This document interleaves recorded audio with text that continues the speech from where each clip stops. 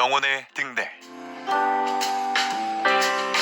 영혼의 등대 오늘 이 시간에는 대구 열방교회 박재윤 목사님께서 말씀 전해주시겠습니다. 은혜의 시간 되시기 바랍니다. 프랑스와 영국 간의 116년 동안 지속된 전쟁을 우리는 100년 전쟁이라고 부릅니다. 이 100년 전쟁의 말미에 모두들 이 지긋지긋한 전쟁을 끝내야 한다는 염원이 타오르던 시절, 프랑스의 잔다르크는 하나님의 음성을 듣게 됩니다. 그때 그녀는 16세로 프랑스의 가난한 소장농의 딸이었습니다. 그런 잔다르크에게 조국을 구원하라라는 하나님의 음성이 임했습니다. 그래서 잔다르크는 프랑스의 샤를 황태자를 찾아가 이를 말하고 군사를 거느리고 영국군에게 빼앗긴 오르레앙 지역을 탈환하고 연전연승하며 프랑스를 위기에서 구원하여 구국의 영웅이 되었습니다. 그 이후 계속된 전쟁에 잔다르크는 영국군에게 사로잡혔고 결국 영국 왕의 신문을 받게 됩니다. 그때 영국 왕이 신문을 하면서 내가 신의 계시를 받았다고 거짓말하지 마라. 그것은 내가 꾸며낸 상상일 뿐이다 라고 잔다르크에게 말했습니다. 그때 잔다르크는 폐하께서는 그것을 상상으로 치부하지만 저는 그것으로 하나님과 교통하고 있습니다 라고 말했습니다.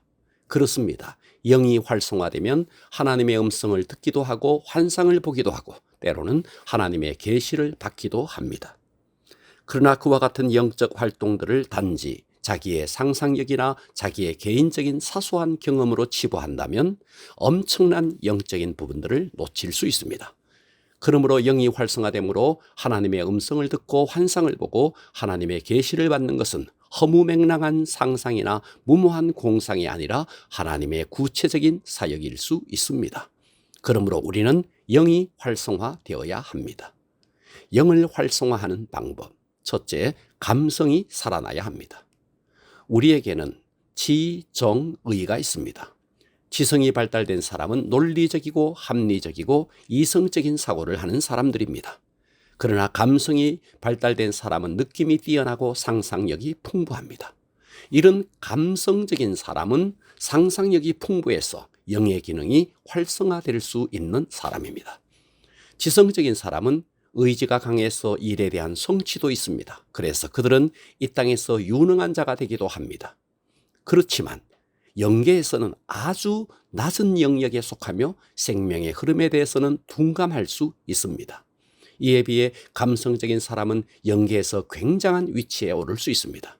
그래서 우리는 영이 활성화되기 위해 감성이 살아나야 합니다. 그러면 어떻게 영을 활성화시킬 수 있을까요? 바로 그것은 성경을 읽을 때 평면적으로 읽지 말고 구체적으로 읽어야 합니다.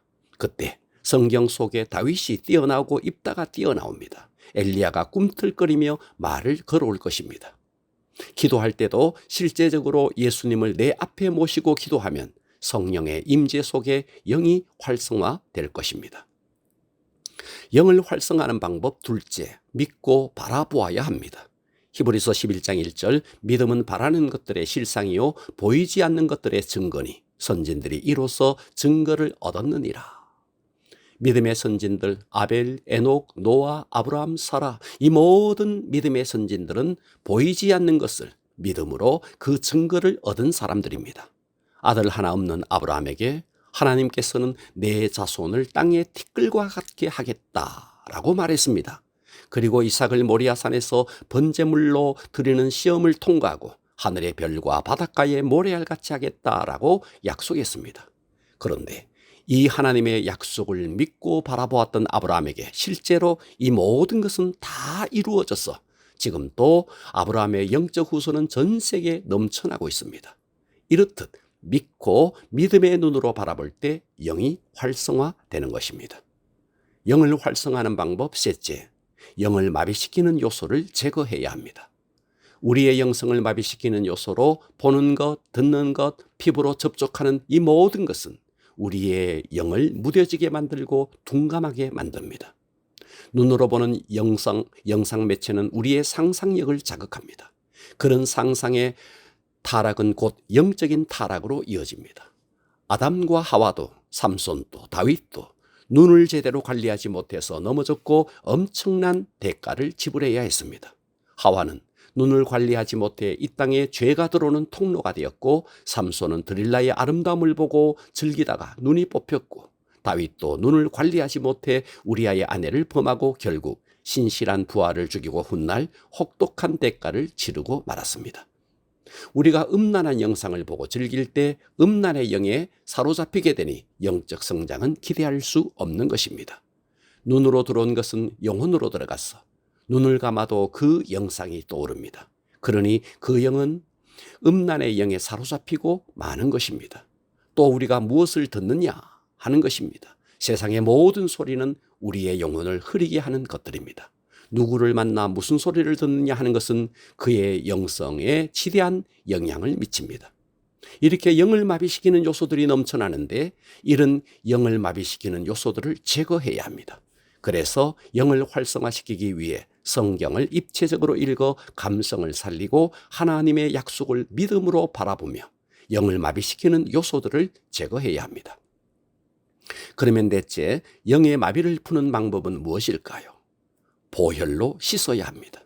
눈으로 보고 귀로 듣고 피부로 접촉해서 더러워진 부분들을 예수님의 보혈로 씻고 거룩하고 정결한 하나님의 영을 사모해야 합니다. 주의 보혈로 씻을 때 우리의 영이 맑아지고 영의 세계가 열릴 것입니다. 그리고 생각과 마음을 주님께 집중해야 합니다.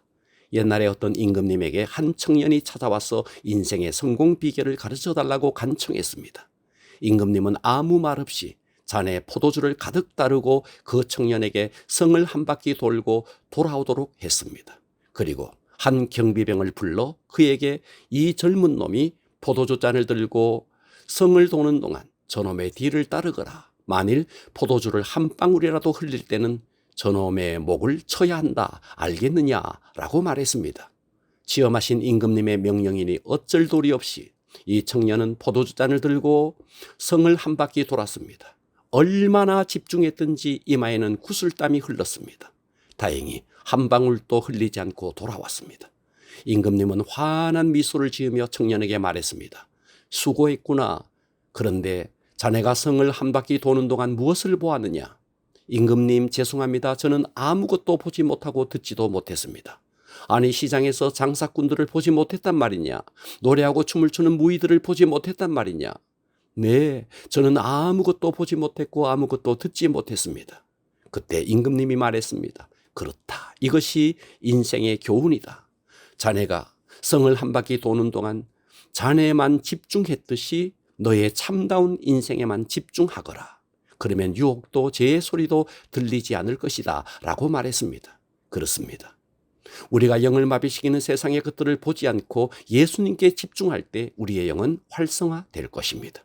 우리 모두 영을 활성화시키기 위해 성경을 입체적으로 읽어 감성을 살리고 하나님의 약속을 믿음의 눈으로 바라보며 영을 마비시키는 요소들을 제거할 수 있어야 합니다. 그리고 지금까지 혹 더럽혀진 심령은 예수의 보혈로 씻고 생각과 마음을 주님께 집중함으로 영이 더 활성화되어 주님과 늘 교통할 수 있기를 주님의 이름으로 축원합니다.